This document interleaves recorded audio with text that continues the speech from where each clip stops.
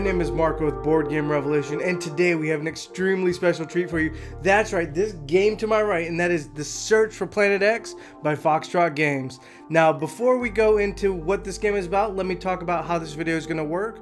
We're going to talk about an overview of the game, how a round is played, and then we're going to talk about the highlights. So if you guys are ready, let's gaze up into the stars and look for Planet X.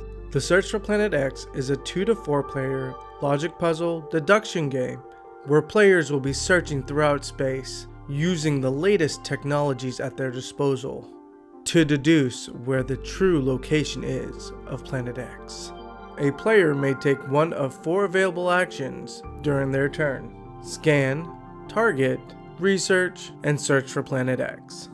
Unlike normal games with a standard player rotation, the active player is decided by whose observatory is furthest from the front. With the scan action, players can select a range of quadrants within the visible sky. The smaller the quadrant is, the more time it will take the scan to complete, giving you the most accurate detail.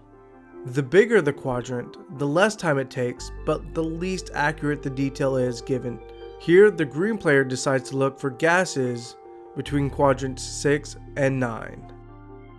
The player then documents the information down and moves their piece 3 spaces forward. Purple is now the next active player. But before we get to Purple's turn, let's talk about the other 3 actions. The targeting action is a very special action. Each player can only ever use it twice. Doing so will spend a target token, but this will give you the most accurate information about a quadrant. The research action is the quickest you can take, only costing 1 hour. This action cannot be used back to back, and it will give you the most broadest of answers for solving your solution. And finally, searching for Planet X. First, you'll guess the quadrant you think Planet X is in. Next, you'll fill in the adjacent quadrants and what is in each of them. Your answer is either correct or incorrect. If your answer is incorrect, maybe you missed some information back below. But if your answer is correct, the game ends and end of game scoring begins. Going back to when the green player moved their piece, you'll now move the sundial to behind the purple player. Time will constantly move as players take their actions. Each time the sundial reaches a theory icon, the game pauses and players now get to select one theory about what is in one quadrant. You'll grab a theory token and place it down on the quadrant you think is within that quadrant. Each theory phase, these theories will move down 1 step. Once a theory reaches the center, it is now time for the peer review. If your theory is correct, your theory stays on the board and all the remaining are revealed. Any similar theories will stay on the board. All wrong theories will be taken out of the game. So why should you back The Search of Planet X on Kickstarter? Well, number one, the blend of app and board game. So in a lot of games like this, where you have an app that controls a lot of the information, such as Mansions of Madness or First Martians, the app is telling you what to do and is deciding the scenarios for you. Well, in this case, this is actually, because it's a logic problem, it's just storing the information inside the app that we have here. So it's storing the information, and now you're trying to solve for X, such as why it's called The Search for Planet X.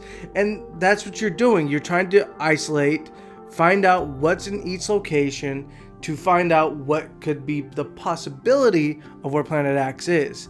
All at the same time, you're also listening to your opponents or your fellow astronomers as they're trying to solve their own logic problems to get to the same answer. And number 2, replayability. So with this game, because the app is dealing with all the logic problems to come up with all the variabilities of how to solve for X, that means there's thousands upon thousands of different variations of this game and how it can be played. Not only that, if you look at the app, players can play at the easiest level, which is called Youth, all the way up to Mastermind. And what that does, it's giving you variant information. So if you're a newcomer, you're getting a lot of clues to solve for X, while if you're a Mastermind, you're getting absolutely nothing and you're starting from scratch. So you can play this with, people who are, very, strategic or mathematically minded, or you can play it with, your teenage kids.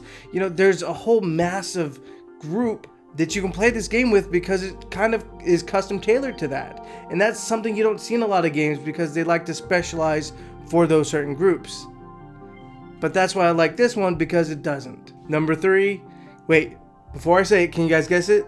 That's right, what I usually say, indirect player interaction. One of my favorite things, and that is because of the fact that in this game, you are solving your own problems. Yes, that is absolutely true.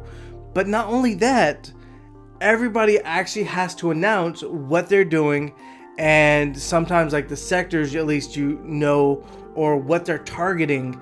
And then you start noticing you're paying attention to everybody's solutions, and you're starting to, if you take a look here, note it down, going, okay, wait a minute. If I heard that correctly, they were searching for something in this area, and I haven't gone there yet. And maybe I should start looking. And you notice that you start interacting with each other. And not only that, there's peer reviews. And this is a way for people to actually catch up. Peer reviews, what they allow you to do is actually solve for that section. And if you're correct, everybody now knows what is in that section. So it answers maybe the missing question that you needed to solve for Planet X. Or maybe it was for your other astronomer who is across the table from you, who has already solved for X and was just really playing with you all along and didn't want you to get to your points that you maximize on. But it's really fun, and it's one of those things that while you're playing the isolated game, you always are noticing each other, and it causes that indirect interaction. And number 4, the art. So when I talk about the art, I'm going to talk about 2 different things here. First, it's going to be a stretch goal, and that is the laboratories that is going to be added in stretch goals. These things are really cool, and because it is all actual observatories that these buildings are, it's really neat, and I kind of like to have that type of effect in a game. But not only that, let's talk about the board for a moment. So if you can go back and remember what the board looks like, you saw the night sky, and then you saw a beautiful outline of the different seasons. You had spring, summer, autumn, and fall. Well, guess what? Those are actual pictures of the night sky during that season. That's right.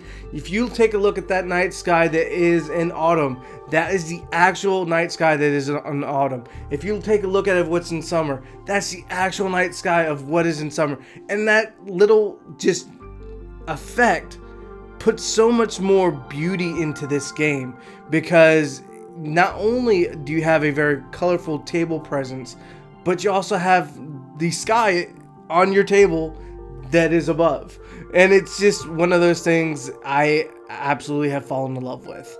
Well, everyone, thank you for joining me at Board Game Revolution Sneak Peek Series. This has been the Search for Planet X, and if you've liked what you see here, please make sure to check out The Search of Planet X on Kickstarter by Foxtrot Games. You can go to their website or their Facebook page and find out more information. And if you like our videos, please make sure to like and subscribe, as well as we have our Facebook videos, our interview series, as well as our playthrough series. Guys, I'll see you next time.